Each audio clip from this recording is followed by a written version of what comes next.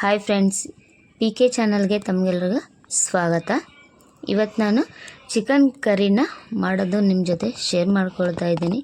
ಈ ವಿಡಿಯೋ ಏನಾದರೂ ನಿಮಗೆ ಇಷ್ಟ ಆದರೆ ಪ್ಲೀಸ್ ಲೈಕ್ ಮಾಡಿ, ಹಾಗೆ ಕಮೆಂಟ್ ಕೂಡ ತಿಳಿಸಿ. ಬನ್ನಿ ಇವಾಗ ಮಾಡೋಣ. ಇವಾಗ ನಾನು ಒಂದು ಕಡಾಯಿ ಇಟ್ಕೊಂಡಿದ್ದೆ, ಅದರಲ್ಲಿ ಸ್ವಲ್ಪ ಎಣ್ಣೆ ಹಾಕಿಬಿಟ್ಟು ಒಂದು ಈರುಳ್ಳಿ ಕಟ್ ಮಾಡಿ ಇಟ್ಕೊಂಡಿದ್ದೆ, ಅದನ್ನು ಹಾಕ್ತಿದ್ದೀನಿ. ಇವಾಗ ಅದಕ್ಕೆ ಸ್ವಲ್ಪ ಕೊತ್ತಂಬರಿ ಕೂಡ ಹಾಕ್ಕೊಳ್ತಾ ಇದ್ದೀನಿ.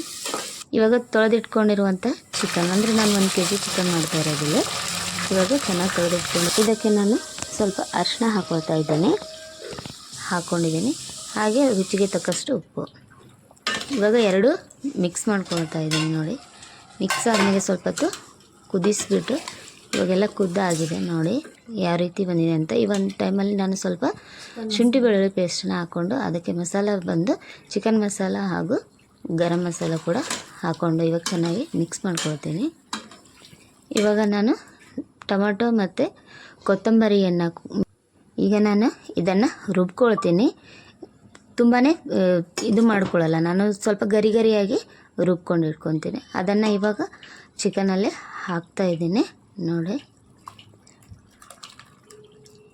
ಇವಾಗ ಹಾಕಿಬಿಟ್ಟು ಚೆನ್ನಾಗಿ ಕುದಿಸ್ಕೊಳ್ತೀನಿ. ಅದಕ್ಕೆ ಸ್ವಲ್ಪ ಅಂದರೆ 1 ಸ್ಪೂನು ಖಾರದ ಪುಡಿ ಹಾಕಿಬಿಟ್ಟು ಚೆನ್ನಾಗಿ ಮಿಕ್ಸ್ ಮಾಡ್ಕೊಳ್ತೀನಿ.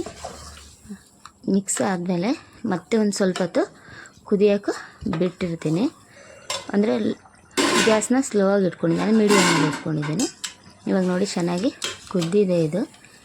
ಇವಾಗ ಇದಕ್ಕೆ ಒಂದು ಸ್ವಲ್ಪ ನಾವು ಗ್ರೇವಿಗೋಸ್ಕರ ಸ್ವಲ್ಪನೇ ನೀರನ್ನು ಕೂಡ ಹಾಕ್ಕೊಂಡು ಮತ್ತೆ ಕುದಿಸ್ಕೊಳ್ತೇನೆ. ಇವಾಗ ನೋಡಿ ನೀರು ಹಾಕಿದ್ದಾಯಿತು. ಇವಾಗ ಚೆನ್ನಾಗಿ ಕಲಿಸ್ಬಿಟ್ಟು ಸ್ವಲ್ಪ ಹೊತ್ತು ಕುದಿಸ್ಕೊಳ್ತೀನಿ. ಹಾಗೆ ಒಂದು ನಿಂಬೆಹಣ್ಣು, ಅರ್ಧ ನಿಂಬೆಹಣ್ಣು ತೊಗೊಂಡಿದ್ದೆ, ಅರ್ಧ ನಿಂಬೆಹಣ್ಣು ರಸವನ್ನು ಹಾಕಿಬಿಟ್ಟು ಚೆನ್ನಾಗಿ 1-2 ಮಿನಿಟ್ಸ್ ಮತ್ತೆ ಕುದಿಸ್ತಾ ಇದ್ದೀನಿ.